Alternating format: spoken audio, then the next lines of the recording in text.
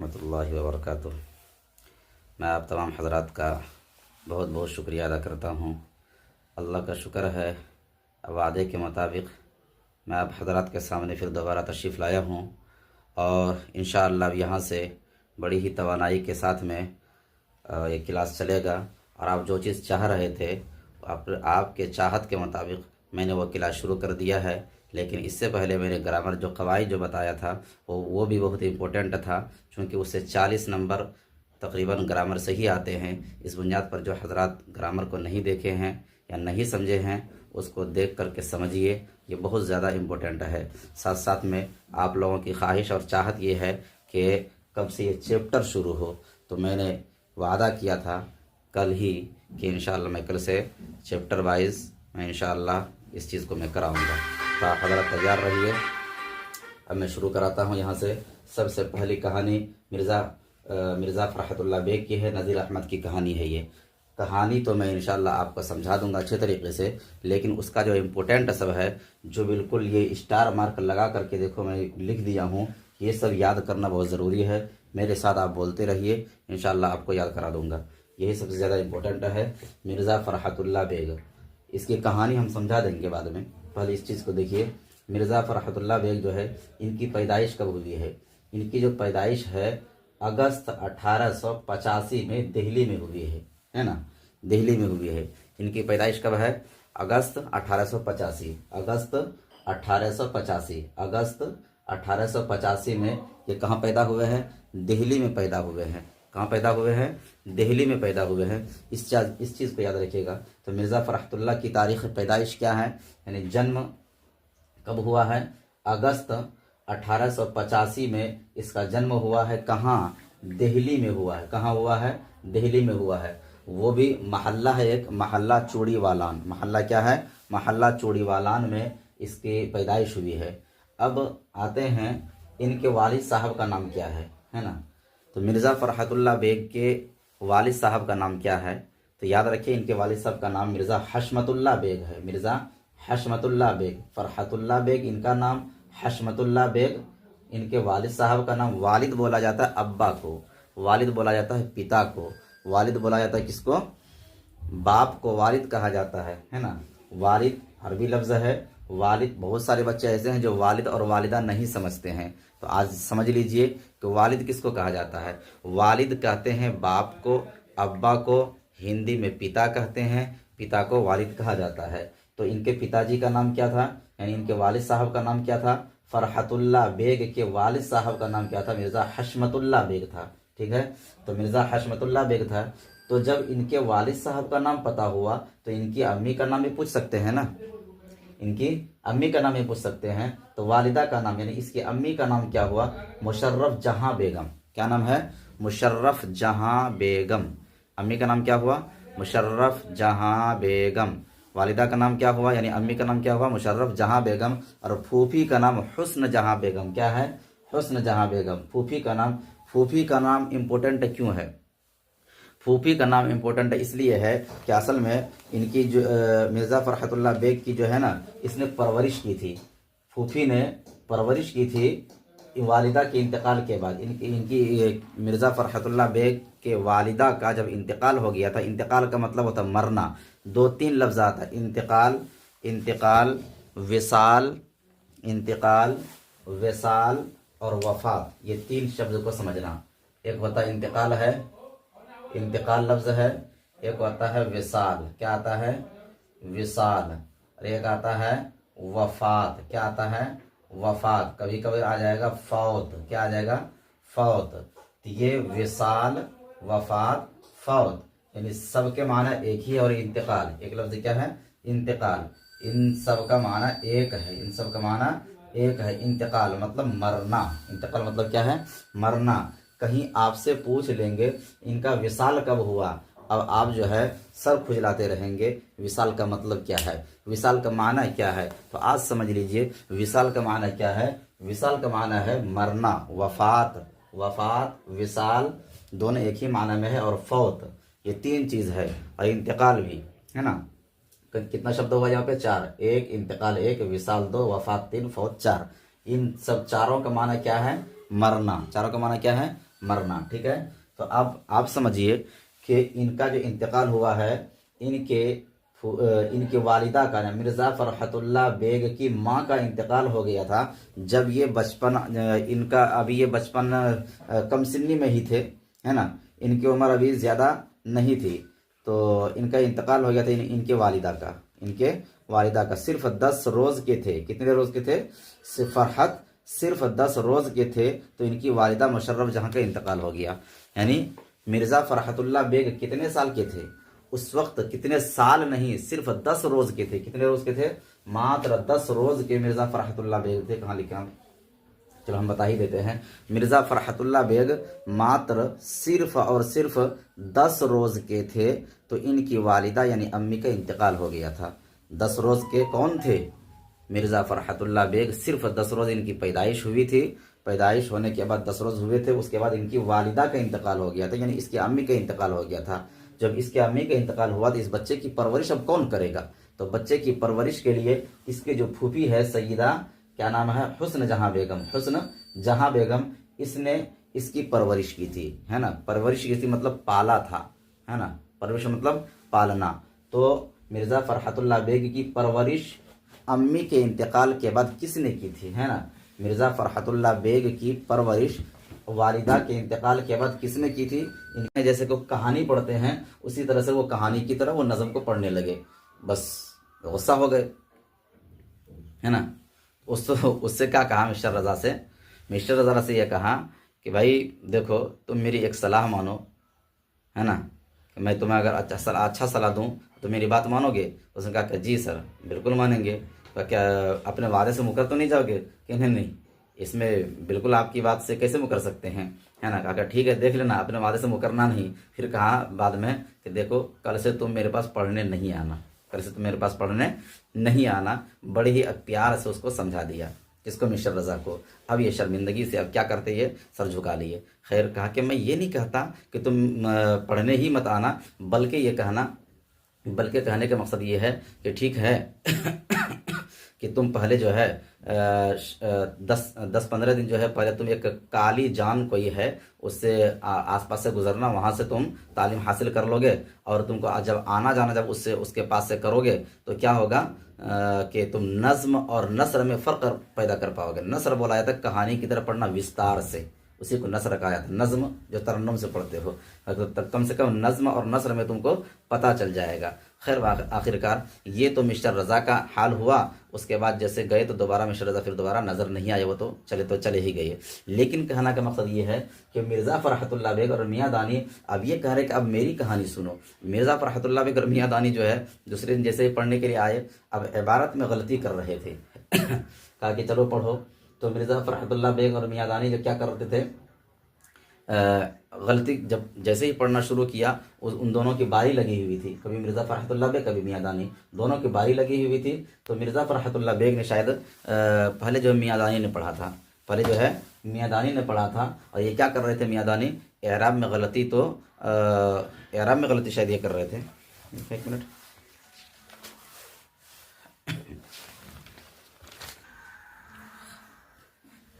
तो दोनों की जब बारी थी पढ़ने की, मिर्ज़ा फ़रहतुल्लाह बेग के मियाँ दानी की, तो उस दिन बारी मियाँ दानी की थी। तो मियाँ दानी जब पढ़ने लगे तो उसने क्या किया, ये तो एराब में गलती कम कर देते। एराब में गलती कम कर देते मतलब ये क्या है कि हालांकि मिर्ज़ा फ़रहतुल्लाह बेग एराब में बहुत ज़्यादा गलती करते थे, मतलब ज़बर ज़ेर पेश पढ़ने में बहुत ज़्यादा गलत करते थे। जहाँ ज़बर पढ़ना चाहिए तो वहाँ ज़ेर पढ़ते थे, जहाँ ज़ेर पढ़ना चाहिए तो वहाँ ज़बर पढ़ देते थे। इस तरीके से गलती वो कौन? मिर्ज़ा फ़रहत करते थे। लेकिन मियाँ दानी ये गलती नहीं करते थे। लेकिन ये काम क्या करते थे, जैसे मिस्टर रज़ा जो है नज़म को नसर की तरह पढ़ते थे, मियाँ दानी भी वही काम करते थे। जैसे ही इसकी बारी थी पढ़ने की, पढ़ना स्टार्ट किया तो बस वही नज़म को नसर बना दिया। बस इतने ज़ोर से गुस्सा हुए जैसे कि मतलब जैसे ही पढ़ा तो एक बार कहा कि क्या पढ़ा, है ना। उसके बाद फिर जो है बिल्कुल सतर्क हो गए। सतर्क होने के बाद फिर सोचा कि शायद की गलती हो गई होगी एराब में ज़बर ज़ेर पेश में। फिर ज़बर को हटा करके उसने ज़ेर पढ़ना शुरू किया, मतलब कोई भी एराब होगा वहाँ पर तो ज़बर पढ़ रहा था पहले, अब ज़ेर पढ़ने लगा, एराब की गलती संभाल लिए वो दूसरा। फिर कहा उस्ताद ने फिर बोला क्या पढ़ रहे हो ये? उसके बाद फिर तीसरा एरा फिर लगा दिया, ज़बर भी लगा दिया, ज़ेर भी लगा दिया और पेश भी लगा करके देख लिया, तीनों में से कुछ नहीं हुआ। लेकिन जो है बहुत ज़्यादा ज़ोर से गुस्सा हो गए और इस गुस्से की वजह से क्या किया कि गुस्सा की वजह से मिर्ज़ा फ़रहत को कहा कि अरे मिर्ज़ा फ़रहत तुम क्यों नहीं पढ़ते हो, तुम पढ़ो। उसके बाद उसको पढ़ने के लिए कहा तो उसने भी क्या किया, तो यार में गलती करने लगे। तो इसकी वजह से क्या हुआ, किताब को इतने ज़ोर से उठा करके फेंका कि बिल्कुल दालान से बाहर, दालान से पार करते हुए सहन में जा करके किताब गिरी थी। उसके बाद वहाँ से उठा करके लाए। अब इन दोनों की बदमाशी देखिए। उन दोनों को बोल दिया मिर्ज़ा फ़रहतुल्लाह बेग को, मिस्टर रज़ा के यहाँ को कोई बात नहीं है। अब मिर्ज़ा फ़रहतुल्लाह बेग मियादानी को बोला कि जाओ यहाँ से निकल जाओ, हम नहीं पढ़ाएंगे तुम्हें, है ना।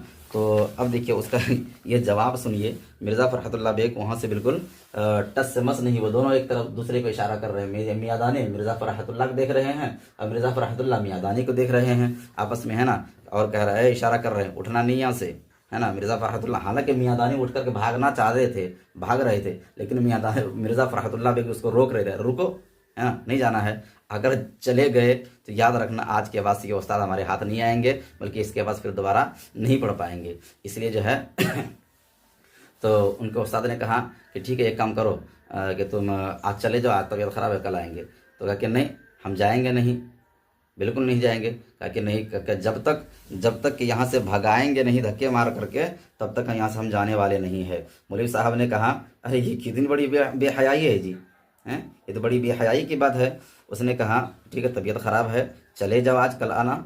लेकिन सोचा कि नहीं आज नहीं जाना है। वो उठने को चाह रहे थे मियादानी, लेकिन ये पकड़ के बैठा दिए। सारा तमाशा देख रहे थे डॉक्टर नज़ीर अहमद, मतलब उनका उस्ताद है, वो देख रहे थे। उसके बाद फिर क्या हुआ, तो उन्होंने जवाब दिया इस वक्त मेरी तबीयत ख़राब है, अब चले जाओ कल आ जाना। मियाँ दानी ने सच जाना। मैं समझा कि उस वक्त उठे और मौलवी साहब हाथ से गए। दानी उठ खड़े हुए, लेकिन उसने पकड़ लिया। मौलवी साहब तमाशा देख रहे थे। मौलवी साहब पढ़ेंगे तो क्या कहा, मौलवी साहब पढ़ेंगे तो आज पढ़ेंगे, और आज पढ़ेंगे तो अभी इस वक्त पढ़ेंगे, और पढ़ाना है तो पढ़ाइए, नहीं पढ़ाना है तो हम यहीं पर बैठे रहेंगे, जब तक नहीं पढ़ाएंगे हम यहाँ से हटने वाले नहीं है। ये दोनों की कहानी है। आखिरकार ये पूछा जाता है मिर्ज़ा फ़रहतुल्लाह बेग एराब की गलती नहीं करते थे, एराब की गलती हमेशा करते थे, लेकिन मियाँ दानी जो है ये एराब की गलती नहीं करते थे, ज़बर ज़ेर पेश की गलती ये नहीं करते थे। लेकिन इसमें पूछा जाता है एराब की गलती कौन करते थे, तो एराब की गलती करने वाले कौन है, इसमें Mirza फ़रहतुल्लाह bag, Mirza फ़रहतुल्लाह bag.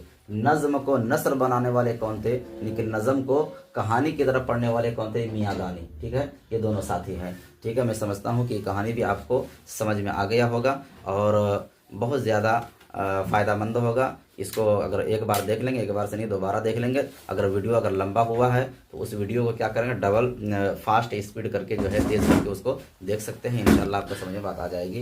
Video देखने के लिए बहुत बहुत शुक्रिया आप हजरात का। आप ज़्यादा से ज़्यादा आप हजरात अपने साथियों तक इस वीडियो को पहुँचाइए, सब्सक्राइब कराइए। इंशाल्लाह बहुत मजबूती के साथ में तैयारी मुकम्मल की जाएगी इंशाल्लाह। अस्सलाम वालेकुम रहमतुल्लाहि व बरकातुहू। दोनों आए, कौन दोनों, मिर्ज़ा फ़रहतुल्लाह और मियाँ दानी दोनों आए और आ करके बाहर में जो चौकी लगी हुई थी उस चौकी पर, एक चौकी पर मिर्ज़ा फ़रहतुल्लाह बेग और दूसरी चौकी पर कौन बैठे, मिर्ज़ा फ़रहतुल्लाह बेग, और दूसरी चौकी पर कौन गए, मियाँ दानी बैठ गए।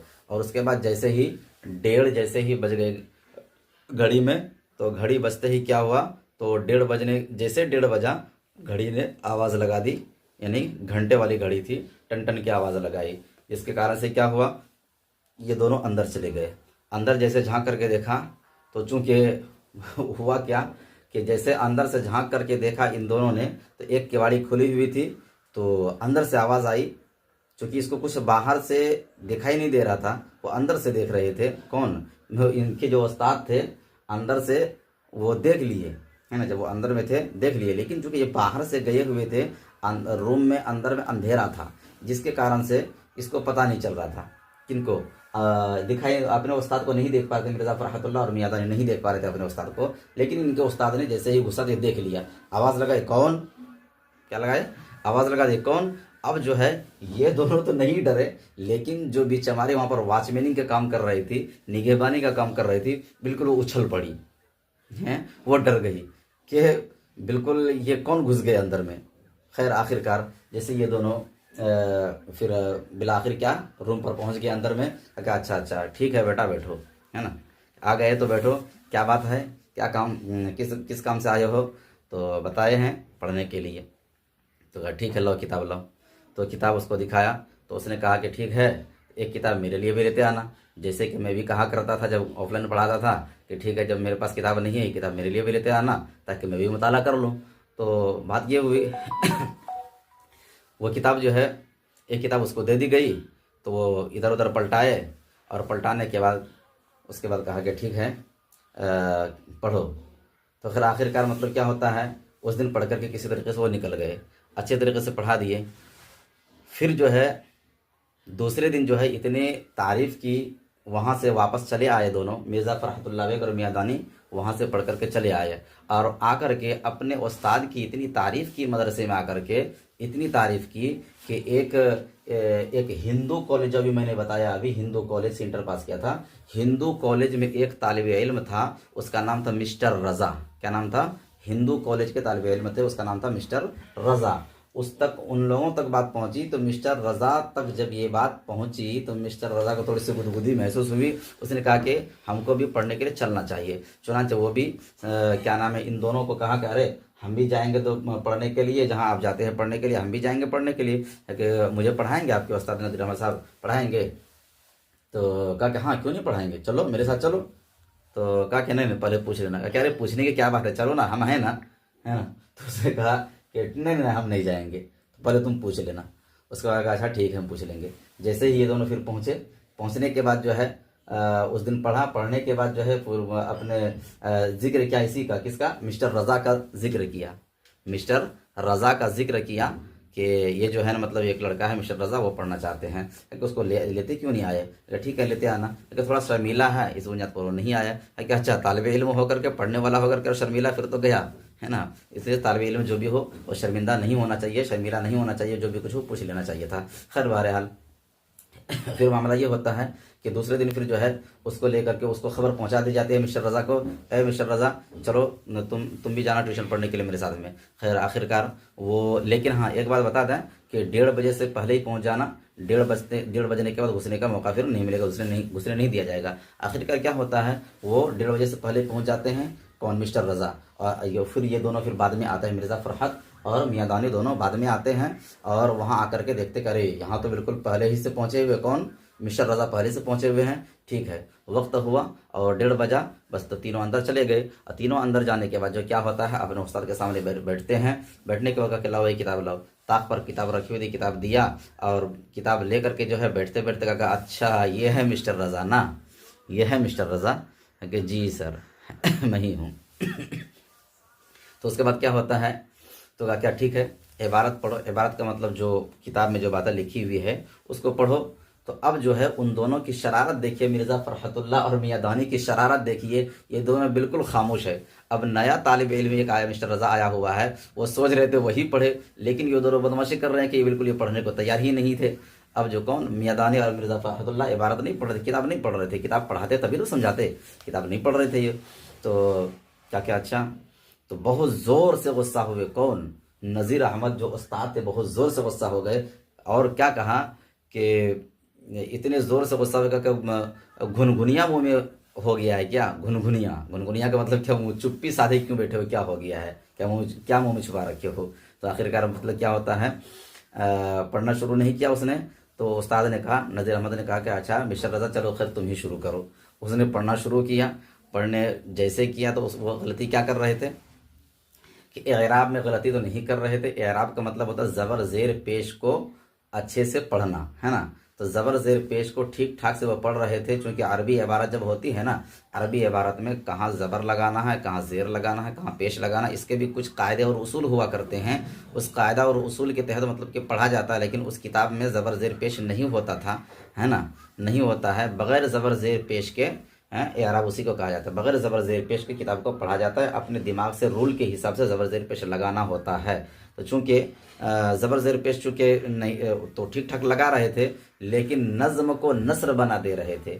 नज़्म को तरन्नुम के साथ पढ़ना चाहिए था, जिस तरह नज़्म सुनने में लगते हैं, किस तरह नात पढ़ते हैं, किस तरह नज़म पढ़ते हैं, किस तरह गज़ल पढ़ते हैं, गज़ल नज़म नात इस तरह से जो पढ़ते हैं उस अंदाज से उसको पढ़ना चाहिए था। कौन? नज़म को। लेकिन वो नज़म को किस अंदाज से पढ़ रहे हैं, जैसे को कहानी पढ़ते हैं उसी तरह से वो कहानी की तरह वो नज़म को पढ़ने लगे। बस गुस्सा हो गए, है ना। उससे क्या कहा मिस्टर रज़ा से? मिस्टर रज़ा से ये कहा कि भाई देखो तुम मेरी एक सलाह मानो, है ना। मैं तुम्हें अगर अच्छा सलाह चौकी लगी हुई थी, उस चौकी पर एक चौकी पर मिर्ज़ा फ़रहतुल्लाह बेग और दूसरी चौकी पर कौन बैठे? मिर्ज़ा फ़रहतुल्लाह बेग। और दूसरी चौकी पर कौन गए? मियाँदानी बैठ गए। और उसके बाद जैसे ही 1:30 जैसे ही बज गए घड़ी में, तो घड़ी बजते ही क्या हुआ, तो 1:30 बजने जैसे 1:30 बजा, घड़ी ने आवाज़ लगा दी, यानी घंटे वाली घड़ी थी, टन टन की आवाज़ लगाई। जिसके कारण से क्या हुआ, ये दोनों अंदर चले गए। अंदर जैसे झांक करके देखा तो चूंकि हुआ क्या कि जैसे अंदर से झांक करके देखा इन दोनों ने, तो एक केवाड़ी खुली हुई थी, तो अंदर से आवाज़ आई। चूंकि इसको कुछ बाहर से दिखाई नहीं दे रहा था, वो अंदर से देख रहे थे। कौन? इनके जो उस्ताद थे, अंदर से वो देख लिए, है ना। जब वो अंदर में थे देख लिए, लेकिन चूंकि ये बाहर से गए हुए थे, रूम में अंदर में अंधेरा था, जिसके कारण से इसको पता नहीं चल रहा था। किनको? दिखाई अपने उस्ताद को नहीं देख पा रहे थे, मिर्ज़ा फ़रहतुल्लाह और मियाँदानी नहीं देख पा रहे थे अपने उस्ताद को। लेकिन इनके उस्ताद ने जैसे ही गुस्सा दे देख लिया, आवाज़ लगाई। कौन? क्या लगाए? आवाज़ लगा दी। कौन? अब जो है ये दोनों तो नहीं डरे, लेकिन जो बीच हमारे वहाँ पर वॉचमैनिंग का काम कर रही थी, निगहबानी का काम कर रही थी, बिल्कुल वो उछल पड़ी हैं। वो डर गई कि बिल्कुल ये कौन घुस गए अंदर में। खैर आखिरकार जैसे ये दोनों फिर बिलाखिर क्या रूम पर पहुंच गए अंदर में। कहा अच्छा ठीक है बेटा बैठो, है ना। आ गए तो बैठो, क्या बात है, क्या काम, किस काम से आए हो? तो बताए हैं पढ़ने के लिए। तो कहा ठीक है लो किताब लाओ। तो किताब उसको दिखाया, तो उसने कहा कि ठीक है, एक किताब मेरे लिए भी लेते आना। जैसे कि मैं भी कहा करता था जब ऑफलाइन पढ़ाता था कि ठीक है, जब मेरे पास किताब नहीं है, ये किताब मेरे लिए भी लेते आना, ताकि मैं भी मुताला कर लूँ। तो बात ये हुई वो किताब जो है, एक किताब उसको दे दी गई, तो वो इधर उधर पलटाए, और पलटाने के बाद उसके बाद कहा कि ठीक है पढ़ो। तो फिर आखिरकार मतलब क्या होता है, उस दिन पढ़ करके किसी तरीके से वो निकल गए, अच्छे तरीके से पढ़ा दिए। फिर जो है दूसरे दिन जो है इतने तारीफ़ की, वहाँ से वापस चले आए दोनों, मिर्ज़ा फ़रहतुल्लाह बेग और मियाँदानी वहाँ से पढ़ करके चले आए। और आकर के अपने उस्ताद की इतनी तारीफ़ की, मदरसे में आकर के इतनी तारीफ़ की कि एक हिंदू कॉलेज, अभी मैंने बताया अभी हिंदू कॉलेज से इंटर पास किया था, हिंदू कॉलेज में एक तालिब इल्म था, उसका नाम था मिस्टर रज़ा। क्या नाम था? हिंदू कॉलेज के तालिब इल्म थे, उसका नाम था मिस्टर रज़ा। उस तक उन लोगों तक बात पहुंची, तो मिस्टर रज़ा तक जब ये बात पहुंची तो मिस्टर रज़ा को थोड़ी सी गुदगुदी महसूस हुई। उसने कहा कि हमको भी पढ़ने के लिए चलना चाहिए। चुनांचे वो भी क्या नाम है, इन दोनों को कहा कि अरे हम भी जाएंगे तो पढ़ने के लिए, जहां आप जाते हैं पढ़ने के लिए हम भी जाएंगे पढ़ने के लिए, कि मुझे पढ़ाएंगे, आपके उस्ताद नज़ीर अहमद साहब पढ़ाएंगे। तो कहा कि हाँ क्यों नहीं पढ़ाएंगे, चलो मेरे साथ चलो। तो कहा कि नहीं पहले पूछ लेना। कहा अरे पूछने की क्या बात है, चलो ना, हम हैं ना, है ना। तो उसने कहा कि नहीं हम नहीं जाएंगे, तो पहले तुम पूछ लेना। उसके बाद कहा अच्छा ठीक है हम पूछ लेंगे। जैसे ही ये दोनों फिर पहुँचे, पहुँचने के बाद जो है उस दिन पढ़ने के बाद जो है अपने जिक्र किया इसी का, किसका? मिस्टर रज़ा का जिक्र किया। मिस्टर रज़ा का जिक्र किया कि ये जो है ना, मतलब एक लड़का है मिस्टर रज़ा, वो पढ़ना चाहते हैं, कि उसको लेते क्यों नहीं आए? ठीक है लेते आना, लेकिन थोड़ा शर्मीला है, इस बुनियाद पर वो नहीं आया। है कि अच्छा तालिब इल्म होकर के, पढ़ने वाला होकर के शर्मीला, फिर तो गया, है ना। इसलिए तालिब इल्म जो भी हो वो शर्मिंदा नहीं होना चाहिए, शर्मीला नहीं होना चाहिए, जो भी कुछ हो पूछ लेना चाहिए था। खैर बहरहाल फिर मामला ये होता है कि दूसरे दिन फिर जो है उसको लेकर के उसको खबर पहुंचा दी जाती है मिस्टर रज़ा को, ए मिस्टर रज़ा चलो तुम भी जाना ट्यूशन पढ़ने के लिए मेरे साथ में। खैर आखिरकार वो, लेकिन हाँ एक बात बता दें कि 1:30 बजे से पहले ही पहुंच जाना। 1:30 बजने के बाद घुसने का मौका फिर नहीं मिलेगा, घुसने नहीं दिया जाएगा। आखिरकार क्या होता है, वो 1:30 बजे से पहले पहुँच जाते हैं। कौन? मिस्टर रज़ा। और फिर ये दोनों फिर बाद में आते हैं, मिर्ज़ा फ़रहत और मियाँदानी दोनों बाद में आते हैं। और वहाँ आकर के देखते करे यहाँ तो बिल्कुल पहले ही से पहुँचे हुए, कौन? मिस्टर रज़ा पहले से पहुँचे हुए हैं, ठीक है, वक्त हुआ और 1:30 बजा, बस तो तीनों अंदर चले गए। और तीनों अंदर जाने के बाद जो क्या होता है, अपने उस्ताद के सामने बैठते हैं। बैठने के बाद लाओ ये किताब लाओ, ताक पर किताब रखी हुई थी, किताब दिया और किताब ले करके जो है बैठते बैठते कहा अच्छा ये है मिस्टर रज़ा ना, ये है मिस्टर रज़ा, कि जी सर मैं ही हूँ। तो उसके बाद क्या होता है, तो कहा क्या ठीक है, इबारत पढ़ो। इबारत का मतलब जो किताब में जो बातें लिखी हुई है उसको पढ़ो। तो अब जो है उन दोनों की शरारत देखिए, मिर्ज़ा फ़रहतुल्लाह और मियां दानी की शरारत देखिए, ये दोनों बिल्कुल खामोश है। अब नया तालिब इल्म एक आया, मिस्टर रज़ा आया हुआ है, वो सोच रहे थे वही पढ़े, लेकिन ये दोनों बदमाशी कर रहे हैं कि ये बिल्कुल ये पढ़ने को तैयार ही नहीं थे। अब जो कौन, मियां दानी और मिर्ज़ा फ़रहतुल्लाह इबारत नहीं पढ़ रहे थे, किताब नहीं पढ़ रहे थे, किताब पढ़ाते तभी तो समझाते, किताब नहीं पढ़ रहे थे ये। तो क्या क्या अच्छा, तो बहुत ज़ोर से गुस्सा हुए कौन, नज़ीर अहमद जो उस्ताद थे, बहुत ज़ोर से गुस्सा हो गए।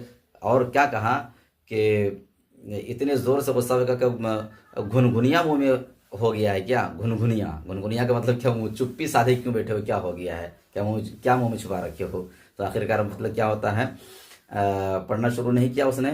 तो उस्ताद ने कहा, नज़ीर अहमद ने कहा कि अच्छा मिस्टर रज़ा चलो खैर तुम ही शुरू करो। उसने पढ़ना शुरू किया।